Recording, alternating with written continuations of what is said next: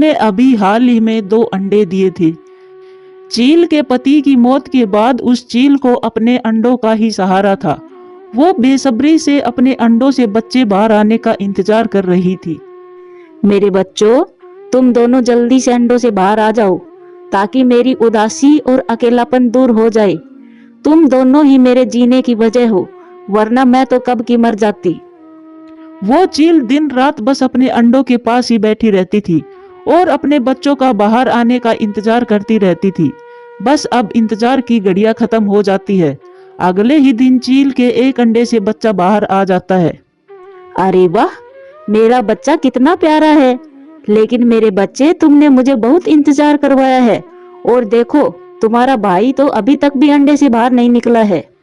फिर चील अपने बच्चे को भोजन खिलाती है और अपने दूसरे अंडे में से बच्चा बाहर आने का इंतजार करती है। अगले दिन दूसरा अंडा भी फूटता है और उस अंडे में से बहुत ही प्यारा सा बच्चा बाहर निकलता है। परंतु वो बच्चा बहुत ही ज्यादा कमजोर था, क्योंकि वो बच्चा उड़ नहीं सकता था।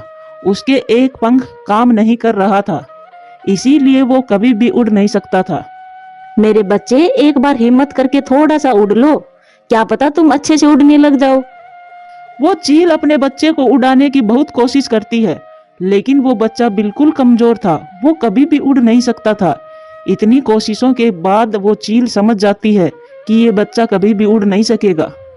कितना इंतजार किया मैंने इस बच्चे का, और मिला क्या? मुझे ये अपाहिज बच्चा। मम्मा, मुझे भूख लगी है, मुझे कुछ खाने को दो ना। चुप करो तुम एक अपाहिज हो जो कभी भी उड़ नहीं सकता। मैं तुझे पूरी जिंदगी ऐसे बिठाकर भोजन नहीं करा सकती। मैंने तो सोचा था कि मेरे दोनों बच्चे मेरे बुढ़ापे का सहारा बनेंगे, परंतु तुम तो मेरे किसी काम के नहीं हो। तेरा तो मुझे पूरी जिंदगी बोझ ढोना पड़ेगा। मुझसे नहीं होगा ये सब। मम्मा, ये आप क्या कह रही हो? मैं अपाहिज हूँ तो इसमें मेरी क्या गलती है? मुझे भगवान ने जैसा बनाया मैं वैसा ही हूँ। मेरा तो बस एक ही बेटा है जो मेरे बुढ़ापे का सहारा बनेगा, और एक अपाहिज बच्चे को पालकर मैं अपनी मुश्किलें बढ़ाना नहीं चाहती।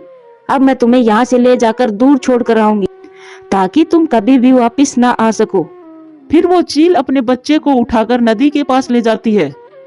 नन्ही चील, तुम अपाहिज हो और कमजोर भी, और मुझे कमजोर चील बिल्कुल भी पसंद नहीं है।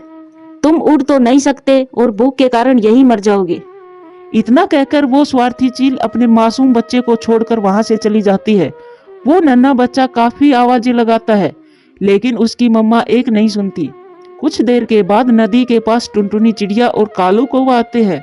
वो नन्हा बच्चा अभी भी अपनी मम्मा को आवाजें दे रहा था। मम्मा, मम्मा, मुझे ले जाओ ना साथ। मम्मा, मम्मा, मुझे बहुत डर लग रहा है। अरे कालू भैया, ये तो चील का बच्चा है। इसकी माँ कहाँ चली गई इसे छोड़कर? देखो कितना प्यारा बच्चा है। टुनटुनी चिड़िया, हमारे जंगल के पास तो एक ही चील रहती है, शायद ये बच्चा भी उसी चील का होगा। अरे बेटा, क्या हुआ और तुम्हारी माँ कहाँ गई? आंटी, मेरी मम्मा मुझे यहाँ छोड़कर चली गई है, क्योंकि मैं अपाहिज हूँ, मैं कभी भी उड़ नहीं सकता। उसने मुझे यहाँ मरने के लिए छोड़ दिया है, क्योंकि मैं बहुत कमजोर हूँ। मेरी मम्मा को कमजोर बच्चे पसंद नहीं है। हाय रे, वो चील कितनी स्वार्थी है। भला कोई माँ अपने छोटे बच्चे को छोड़कर जाती है? मुझे तो इस मासूम बच्चे पर बहुत दया आ रही है। उस चील ने इस बच्चे के साथ बिल्कुल भी अच्छा नहीं किया। कालू भैया, ये बच्चा तो मुझे भूखा भी लग रहा है, कहीं ये भूख के कारण मर नहीं जाए। टुनटुनी चिड़िया, चलो इस बच्चे को अपने साथ ही लेकर चलते हैं, कितना प्यारा बच्चा है। लेकिन कालू भैया, हमारे जंगल के पक्षी तो इस बच्चे को कभी भी हमारे साथ नहीं रहने देंगे, क्योंकि ये बच्चा बड़ा होकर हमें नुकसान भी पहुंचा सकता है। चलो टुनटुनी चिड़िया, सब कुछ देख लेंगे। अगर हम दोनों इस बच्चे को यहीं मरने के लिए छोड़ दिया तो हमें बहुत पाप लगेगा। कालू भैया, तुम सही कह रहे हो, हमें इस बच्चे की मदद जरूर करनी चाहिए। फिर टुनटुनी चिड़िया उस बच्चे को अपने साथ अपने जंगल ले जाती है। टुनटुनी चिड़िया उस बच्चे को अपने घर पर लाकर उसे कुछ भोजन खिलाती है। बस तभी वहां पर जंगल के कुछ पक्षी आ जाते हैं। ये क्या टुनटुनी चिड़िया, तुम अपने घर में इस चील के बच्चे को क्यों ले आई हो? ये हमारे लिए खतरा भी हो सकता है। रोकी भैया, ये बच्चा उड़ नहीं सकता, ये बहुत कमजोर है। इसकी माँ ने इसे मरने के लिए नदी के पास छोड़ दिया था, लेकिन कालू कौवे और मुझे इस पर बहुत दया आई, इसीलिए हम इसे अपने जंगल में ले आए। टुनटुनी चिड़िया, तुम और कालू कौवा दोनों पागल हो गए हो। ये चील का बच्चा बड़ा होकर हमें ही नुकसान पहुंचाएगा और हमारे जंगल के पक्षियों का ही शिकार करेगा। तुम्हें तो पता ही है ये चील प्रजाति हमारी कितनी बड़ी दुश्मन है। ये हमारी कभी भी नहीं हो सकती। ये हमेशा हमें नुकसान ही पहुंचाते हैं। हाँ टुनटुनी चिड़िया, ऊपर से ये बच्चा उस खतरनाक चील का है जो हमारे ही इलाके में आतंक मचाती है। और तुम्हें तो पता है वो चील आज तक हमारे जंगल में कितने मासूमों का शिकार कर चुकी है। ये बातें हो ही रही थी, तभी वहां पर कालू कौवा आ जाता है। मेरे दोस्तों, तुम चिंता मत करो, मैं मिट्ठू महाराज से इजाजत लेकर आ गया हूँ। और मिट्ठू महाराज भी यही चाहते हैं कि हम सभी पक्षी इस नन्ही सी चील के साथ दोस्त बनकर रहें, ताकि ये कभी भी हमें नुकसान ना पहुंचाए। मैंने सोच लिया है दोस्तों, मैं इस नन्हे बच्चे का इलाज करवाऊंगी ताकि ये भी हमारी तरह उड़ सके। फिर सारे पक्षी इस बात पर सहमत हो जाते हैं और उस नन्ही चील का अच्छे से ख्याल रखते हैं। वहीं दूसरी तरफ वो चील अपने बच्चे को खूब लाड प्यार से पालती है और उसकी सारी बातें मानती है। मम्मा, मुझे बहुत जोरों की भूख लगी है, मुझे अभी की अभी भोजन ला कर दो। मेरे बच्चे, मैं बहुत ज्यादा थक गई हूँ, मैं थोड़ी देर के बाद भोजन लेकर आऊंगी। नहीं नहीं मम्मा, मुझे तो अभी भोजन चाहिए, मुझे भोजन ला कर दो। उस चील का बेटा काफी गुस्से वाला था और वो अपनी माँ की एक बात नहीं सुनता था। वहीं दूसरी तरफ सब पक्षियों ने उस नन्हे बच्चे के इलाज के लिए टुनटुनी चिड़िया के पास पैसे जमा कर दिए थे। और अगले दिन ही टुनटुनी चिड़िया उस नन्हे बच्चे का इलाज करवाने उल्लू वैद्य जी के पास जाती है। उल्लू वैद्य जी, इलाज के बाद ये नन्हा सा बच्चा उड़ सकेगा ना? टुनटुनी चिड़िया, इसका पंख बिल्कुल ठीक है, बस इसके पंख का छोटा सा हिस्सा इसके शरीर से चिपका हुआ है, जिस कारण इसे उड़ने में दिक्कत हुई है। मैं इसकी सर्जरी कर दूंगा और ये बिल्कुल ठीक हो जाएगा। कुछ देर के बाद नन्ही चील की सर्जरी हो जाती है और वो बच्चा बिल्कुल ठीक हो जाता है। अरे वाह, अब मैं ठीक हो गया। टुनटुनी आंटी, अब मैं भी आपकी तरह उड़ूंगा। अरे वाह, अब मैं उड़ सकता हूँ। देखो कालू भैया, ये बच्चा कितना खुश हो रहा है। हाँ टुनटुनी चिड़िया, मुझे बहुत ज्यादा खुशी है कि हम इस बच्चे के कुछ तो काम आए। दोस्तों, आप सबका बहुत बहुत शुक्रिया। आप सबने मेरे पंख ठीक करवा दिए, वरना मेरी माँ ने तो मुझ पर बिल्कुल भी दया नहीं की और उसने मुझे मरने के लिए छोड़ दिया था। फिर ऐसे ही कुछ साल गुजर जाते हैं और वो चील का बच्चा बड़ा हो गया था। वो बड़ा होकर जंगल में रहने वाले पंछियों की सुरक्षा करता था ताकि कोई चील आकर पंछियों का शिकार ना करे। वहीं दूसरी तरफ वो चील अपने बेटे की सेवा कर करके बूढ़ी हो चुकी थी।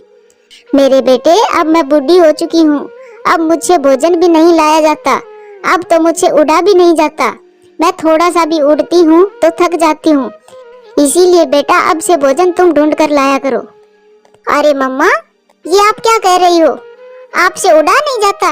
इसका मतलब आप मेरे किसी काम की नहीं रही।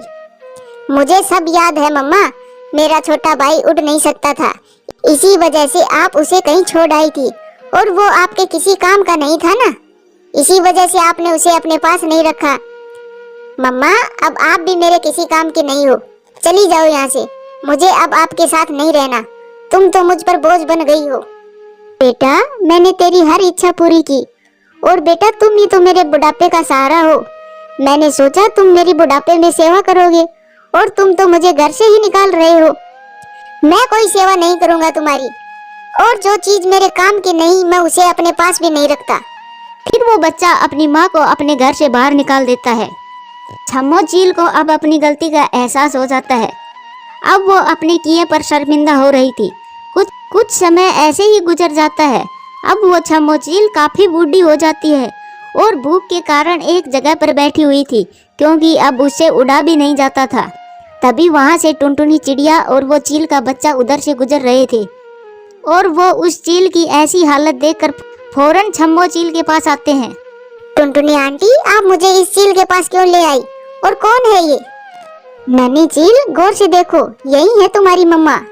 छम्मो चील, ये मैं क्या देख रही हूँ? मेरा बेटा जिंदा है और ये उड़ भी सकता है। हाँ छम्मो चील, ये तुम्हारा ही बेटा है।